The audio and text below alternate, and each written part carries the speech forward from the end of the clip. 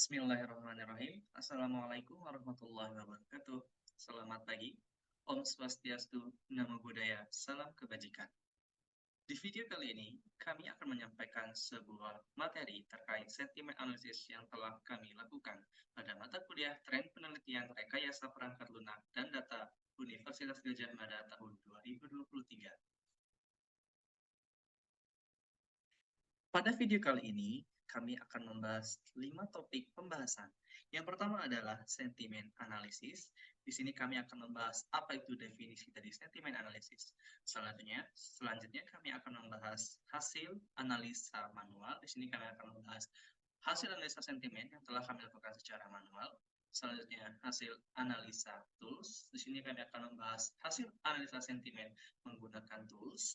Selanjutnya adalah perbandingan hasil analisa. Di sini kami akan membahas perbandingan dari hasil analisa sentimen menggunakan tools dan manual. Lalu yang terakhir, kesimpulan dari hasil analisa sentimen yang telah kami lakukan. Baik, langsung saja. Pertama, terkait definisi sentimen analisis akan disampaikan oleh Fuad. Dipersilakan. Terima kasih kepada moderator, Mas Mirza. Jadi, definisi sentimen analisis. Apa sih sentimen analisis itu? Analisis sentimen, atau disebut juga sebagai opinion binding, ada teknik natural language processing, atau NLP, untuk menganalisis emosi dari suatu teks. Dalam software development, sentimen analisis digunakan untuk mengetahui reputasi dari suatu proyek. Analisis sentimen dapat dilakukan dengan mengidentifikasi kata dan frasa, baik yang positif, negatif, atau netral, serta dengan mencari pola penggunaan kata-kata tersebut. Next slide. Jadi di video kita kali ini, metode sentimen analisis yang kita gunakan itu ada 2 metode. Yang pertama yaitu manual analisis. Jadi singkatnya, analisis yang digunakan untuk membaca dengan membaca satu persatu post yang ada dan menentukan sentimen tersebut apakah positif, negatif, atau netral. Selanjutnya yaitu tool analysis.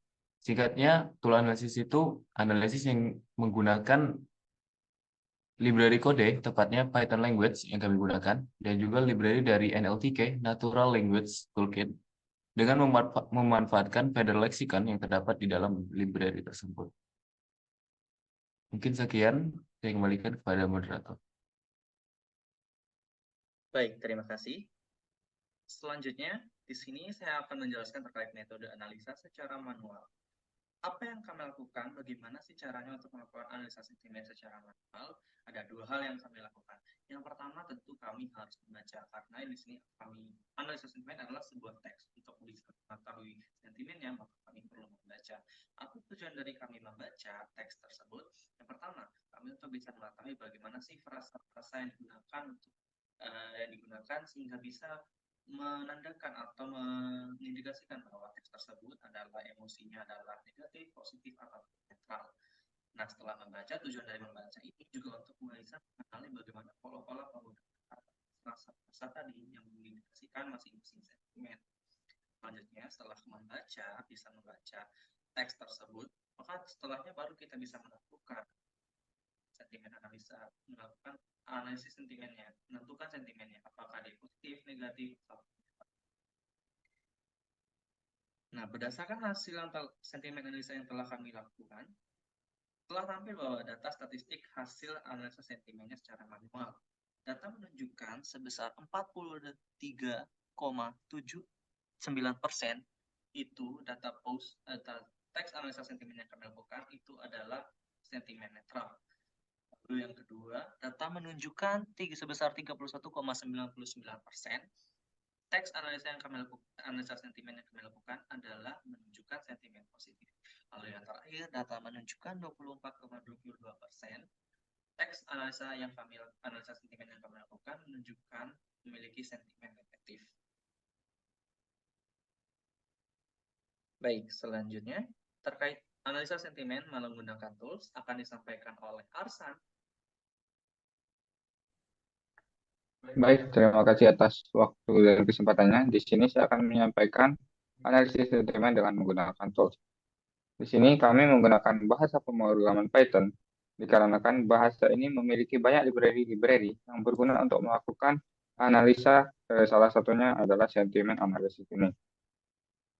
Karena terdapat banyak library, itu salah satunya ada NLTK atau Natural Language Toolkit, merupakan library Python yang sangat populer untuk pemrosesan bahasa alami atau Natural Language Processing, biasa disingkat NLP.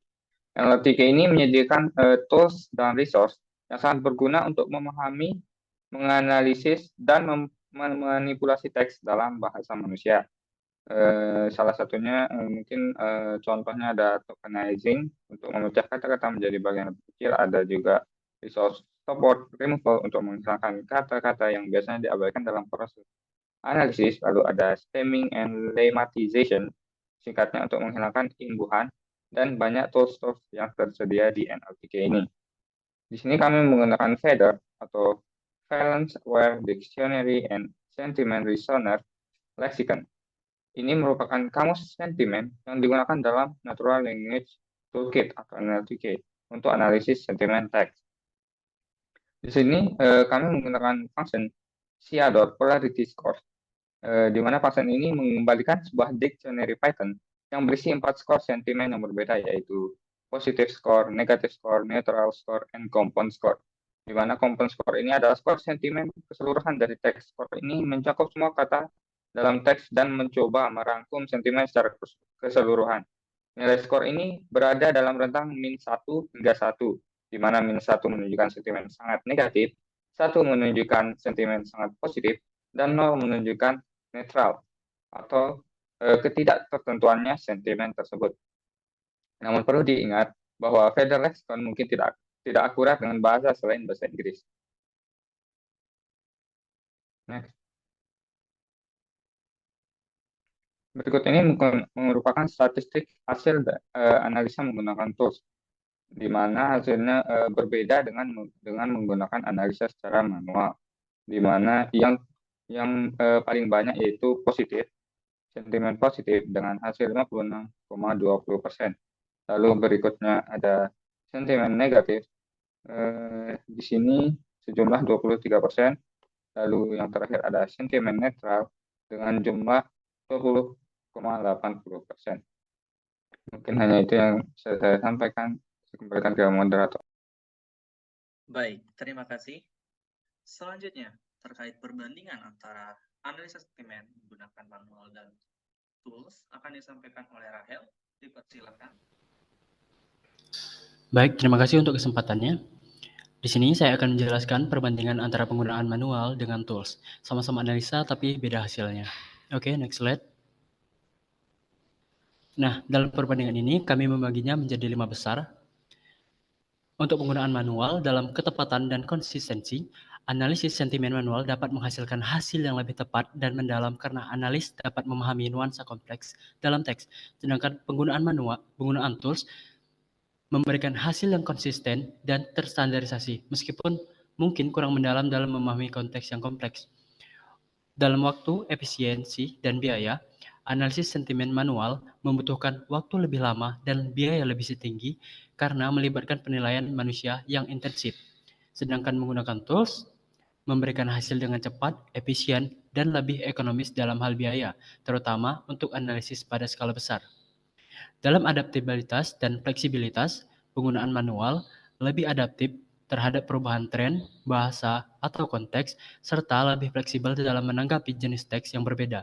Sedangkan tools membutuhkan adaptasi dan konfigurasi tambahan untuk mempertimbangkan perubahan bahasa, tren, dan jenis teks yang berbeda. Untuk kompleksibilitas, analisis, dan pelatihannya, penggunaan manual memungkinkan analis yang lebih mendalam dan kompleks dengan mempertimbangkan konteks dan informasi tambahan. Sedangkan penggunaan tools memerlukan pelatihan dan pengembangan yang tepat dengan data pelatihan untuk meningkatkan akurasi dan memahami kompleksibilitas analisis yang lebih besar. Untuk skalabilitasnya, yang manual ini lebih cocok untuk analis dalam skala kecil, sedangkan tools dia cocok untuk analisis dalam skala besar. Oke, jadi di sini kenapa manual itu lebih akurat? Karena kami telah mendiskusikannya. Karena yang dianalisis itu tidak hanya teks, melainkan juga code.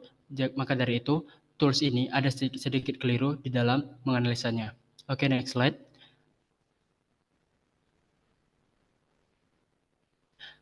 Nah, berikut adalah tingkat keakuratan atau akurasi dari perbandingan penggunaan manual dan tools, yaitu sekitar 42% dari hasil perbandingan kami.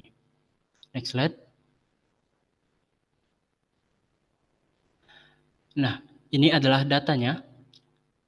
Di sini ada 136 data yang dalam penggunaan manual dan tools ini adalah sama. Kemudian ada 31 data yang dalam penggunaan manual itu negatif dan dalam penggunaan tools itu positif, dan ada 15 data dalam penggunaan manual itu negatif dan dalam penggunaan tools itu netral, dan beberapa data lainnya. Oke, saya kembalikan ke moderator. Baik, terima kasih. Selanjutnya, terkait data total kata yang telah dianalisa akan dijelaskan dan disampaikan oleh Heri. Dipersilakan. Terima kasih atas kesempatan yang telah diberikan kepada saya. Kemudian saya akan melanjutkan pemaparan dari teman saya mengenai data total kata. Jadi pada metode manual terdapat 122 kata total kata positif, kemudian ada 78 total kata negatif, selanjutnya ada 141 kata total kata netral. Kemudian pada metode analisis tools terdapat 180 kata total kata positif, 74 total kata negatif, dan terakhir ada 67 total kata netral pada analisis tools. Next. Adapun kesimpulan dari presentasi kali ini adalah analisis sentimen merupakan mengidentifikasi kata dan frasa positif, negatif, atau netral, serta dengan mencari pola penggunaan kata-kata tersebut. Kami melakukan analisis sentimen dengan menggunakan manual analisis, yaitu membaca satu persatu komen yang ada dan menentukan sentimen. Kemudian untuk tools analisis itu yaitu menggunakan bahasa Python dengan menggunakan library dari NLTK, memanfaatkan feeder lexicon yang terdapat di dalam library tersebut. Hasil yang kami lihat terdapat perbedaan signifikan dari kedua metode tersebut. Terdapat 42% presentasi keakuratan dalam menggunakan tools. Dari total jumlah data yang diteliti sebanyak 322 dan hanya sekitar 136 data yang sama data sentimennya. Ini membuktikan penggunaan tools masih belum bisa diandalkan sepenuhnya dan masih memerlukan perbaikan dan upgrade. Walau tetap menganalisis secara manual belum tentu juga benar dan terjadi kekeliruan saat menganalisis dalam banyak data. Sekian yang dapat saya sampaikan, saya kembalikan kepada moderator. Baik, terima kasih. Dengan penyampaian kesimpulan tadi, maka berakhir pula penyampaian seluruh materi tentang sentimen analisis yang telah kami lakukan pada proyek GitHub Exoplayer dan Telegram Bots. Mungkin video ini akan hanya sampai di sini. Itu aja yang dapat kami sampaikan. Terima kasih.